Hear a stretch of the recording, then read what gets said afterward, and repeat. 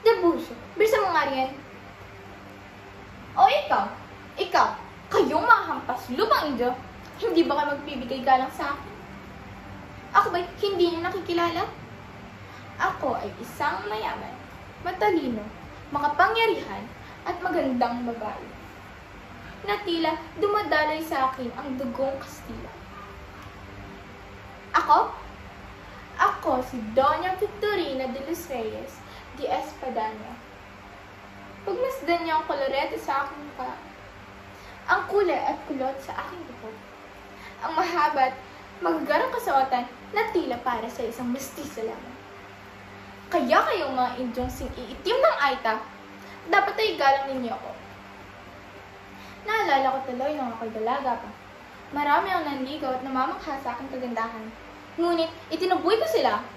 Kasi naman, sinong may gustong magpakasal, magpasakal sa isang Indyo? Maliit pa lamang ako'y alam ko nang magpapakasal ako sa isang Espanyol. Ngayon ay may asawa akong isang doktor, si Don Tiburcio. At nakamit ko na rin ang alta sa siyudad. Di lang ako mayaman, sosyal pa.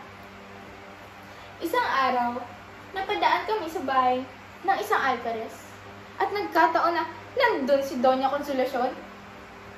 Abay, bigla pa naman sumimangot at dumura sa aking harapan.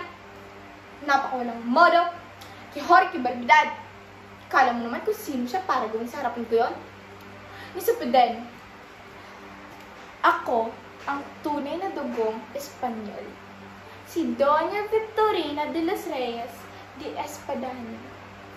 Kaya kayo, kanino kayo kakampi? Sa akin o sa kanya? Ano? Kay Consolacion? Sige, magsama-sama kayong mga pangit at pwede sa impyerno. Kami lamang mga mestisang sosyal ang may karapatan sa langit.